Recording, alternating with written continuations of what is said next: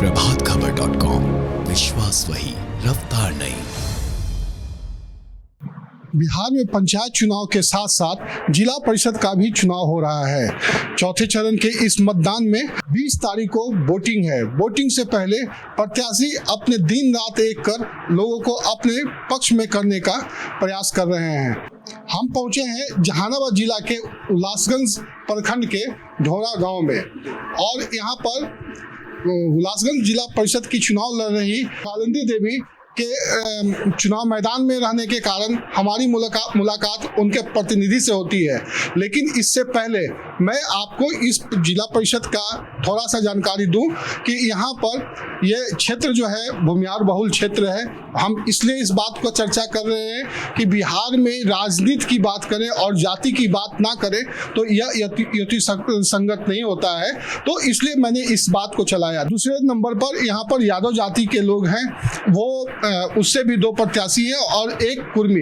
तो यहाँ पर मेन फाइट जो है भूमिहार वर्सेस यादव का होता है। जाति के आधार पर करें तो जाति के आधार पर जो हम बात कर रहे थे तो उसमें भूमिहार जाति से 2 प्रत्याशी हैं और यादव से भी 2 और 1 कुर्मी से हैं।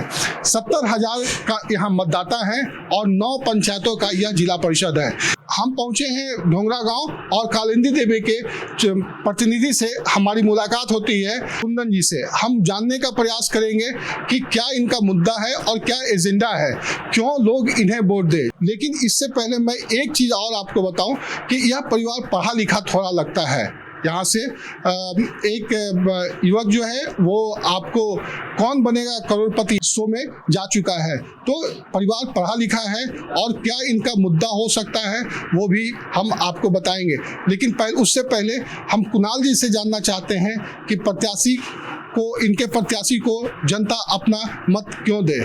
कुणाल जी, प्रभात खबर में आपका स्वागत है। जी धन्यवाद। आप हमको ये बताइए कि आपका ये जो 9 पंचायत में जो आपका जिला परिषद चुनाव लड़ रहे हैं तो इसमें आपको ही लोग क्यों वोट दें, 5 प्रत्याशी उसको क्यों नहीं दें? सर, हमारा सबसे बड़ा मुद्दा, हमारा ही नहीं हमारे क्षेत्र की सबसे बड़ी मुद्दा के रूप में ये रहा है, विकास से ये कोसों दूर है। जबकि हमने अगले प्रत्याशी जो हमारे पास से जीते हैं, मैंने उनको काफ़ी समय दे चुका।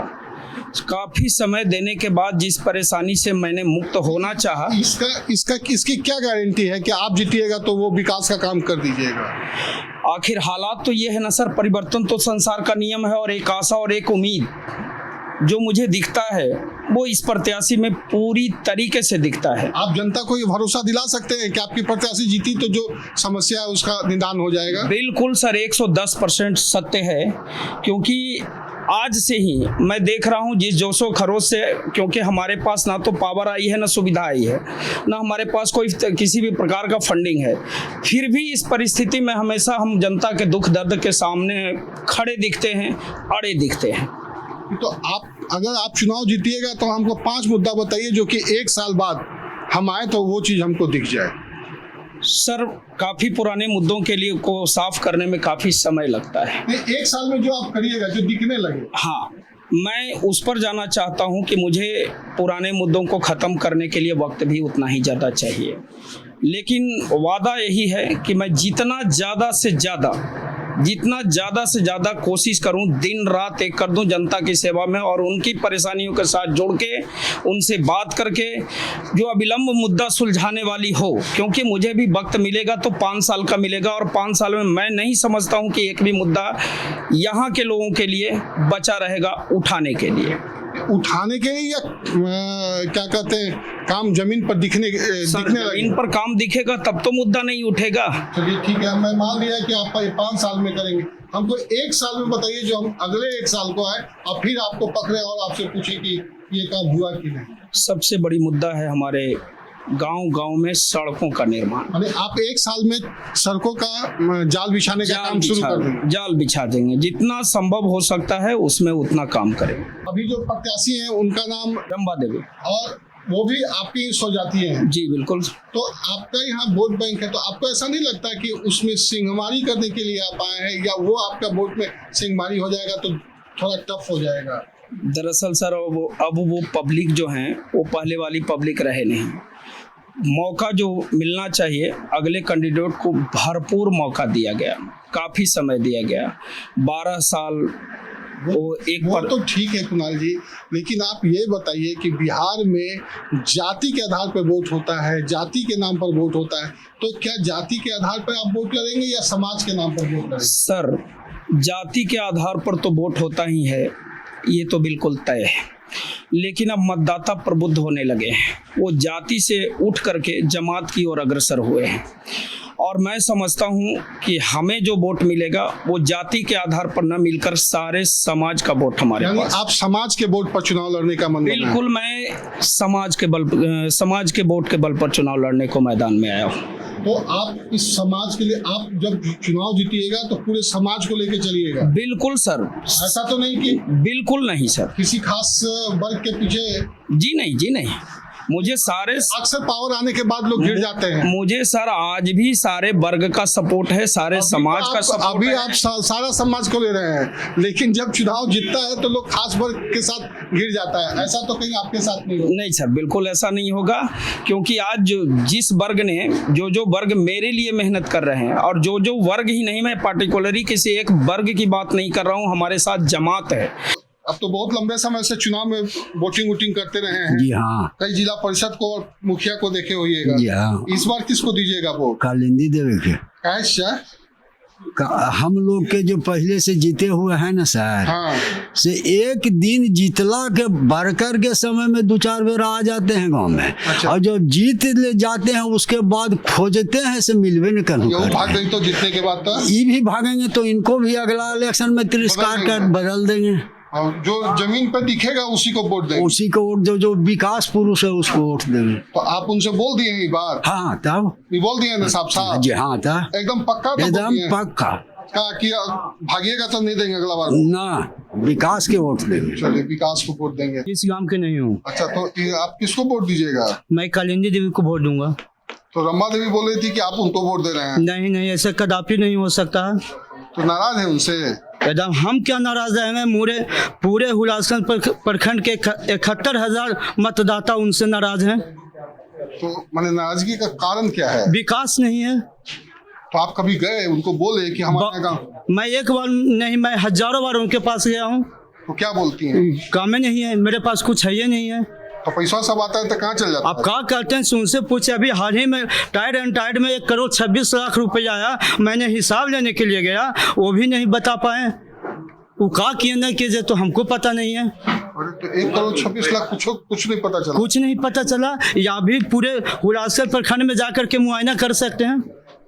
जनता आपके साथ है, लेकिन उसका एक डिमांड है कि आप काम नहीं कीजिएगा तो अगला बार आपको भी बाहर का रास्ता दिखा दिया जाएगा। सर, लोकतंत्र का सबसे बड़ा जो पुजारी है वो हमारी पब्लिक है। पब्लिक के दिमाग में एक बार बैठ जाने के बाद और एक बार सही कार्य करने के बाद वो मजदूरी के रूप में जो अपना बहुमूल्य वोट देकर फिर से मुझे उत्साहित करती है कि आप उतना ही लगन से काम कीजिए। तो जब वो फिर से उत्साहित कर सकती है तो फिर से वो पीछे क्यों नहीं खींच सकती? वो ठीक है, लेकिन जनता ये कह रही है कि बदलाव करेंगे, सब जगह बदलाव का चल भी रहा है, लेकिन जनता का एक डिमांड ये भी है कि काम नहीं कीजिएगा तो अगली बार आपको भी वही सुनना पड़ेगा जो रंबा देवी को सुनना पड़ रहा है। सर, बिल्कुल स्वाभाविक सी बात है सर, बिल्कुल स्वाभाविक सी बात है कि मुझे भी सुनना पड़ेगा, क्योंकि रंभा देवी जी को इसलिए सुनना पड़ रहा है कि वो जीत के जाने के बाद उनका कोई असली ठिकाना ही नहीं होता है। वो ऊंचे लोग हैं, ऊंची जगह पर रहना पसंद करते हैं, वो फिर इस तरीके का भेदभाव का जहर डालते हैं कि चलो ये गरीबों से मुझे अब लेना देना नहीं है, इसने तो अपना वोट दे करके मुझे जिता ही दिया और मुझे अब महलों की जिम्मेवारी दे दी है। देखिए, गुरु जो होता है सबसे बड़ा, जी हाँ, गुरु जो बोलेगा वही सर्वमान्य। जी हाँ, इसमें दो राय नहीं है सर। कि रंबा देवी सही में कुछ काम की है कि नहीं? काम के बारे में क्या सर, चुनाव जीतने के बाद उनका दर्शन ही मुश्किल हो जाता है। रंभा देवी लगातार 2 टर्म यानी 10 वर्षों तक हुलासगंज जिला परिषद क्षेत्र का प्रतिनिधित्व की। उसके पहले जब जहानाबाद और अरवल दोनों साथ था, उस समय उनके हस्बैंड यानी पति है ना टुन्नू जी, वे जिला पार्षद थे और उनको चेयरमैन बनने का भी सौभाग्य मिला। तो 12.5 साल की अवधि होती है सर। 10 साल रंभा देवी 2.5 साल टुन्नू जी उनके हस्बैंड। 12.5 साल में अगर साल में एक दिन भी आते तो 12.5 दिन होता है ना, उस हिसाब से 12.5 दिन होता, तो 12.5 दिन भी जनता के बीच कोई नहीं आ सके। जब जब चुनाव का समय आता है तो बरसाती मेढक की तरह, बरसात में देखते हैं ना सर, मेढकों की संख्या बढ़ जाती है और बरसात का मौसम समाप्त होता है फिर मेढक विलुप्त हो जाता है। यही स्थिति उनकी है। चुनाव के लिए क्यों? बस केवल मकसद यही है, यहाँ चुनाव जीतने के बाद अपने निवास पर रहते लाट नहीं रहते हैं, उनका निवास स्थान पटना एयर कंडीशनर है ना।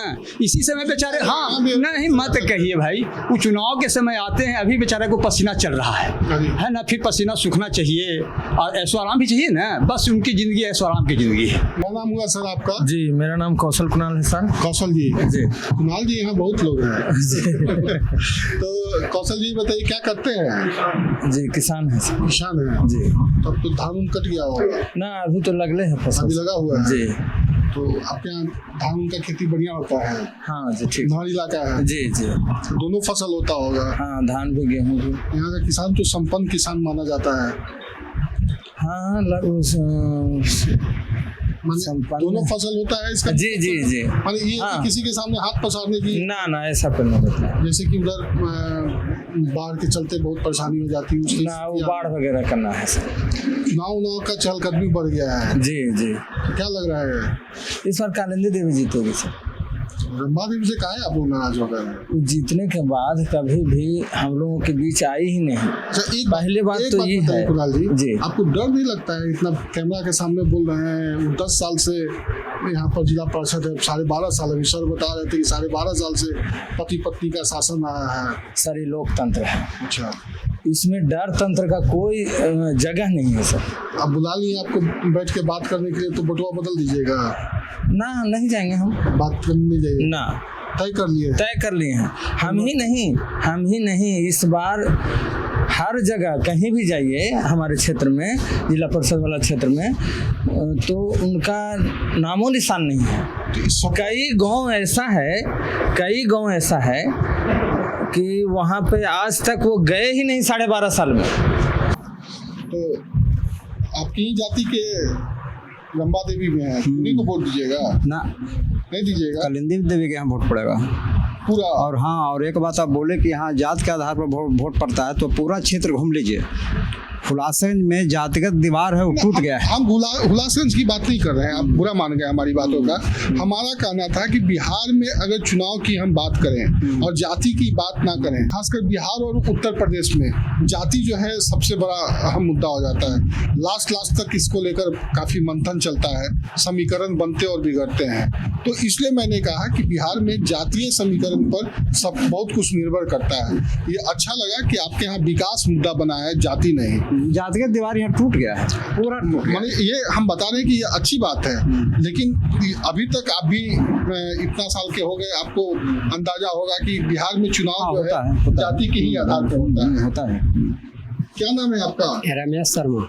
तो रमेश जी, इस बार चुनाव में वोट दीजिएगा? जी हाँ सर। पिछला बार किसको दिए थे? जी रंभा देवी के। किसको? रंभा देवी के। रंभा देवी के जी। इस बार भी रंभा देवी को दीजिएगा ना? जी ना। क्या है? 5 वर्ष के अंदर में कभी हम लोग के पास नहीं आए, फिर जीतने के बाद कभी हम लोग से भेंट भी नहीं किए। तो पिछला बार 5 साल तो नहीं भेंट की थी, तो आप उनको दिए थे। इस बार क्या नाराजगी होगी? जब बार जिताते हैं विकास के लिए, कुछ काम के लिए, उनसे भेंटे नहीं होते तो बार जिताएंगे कायला?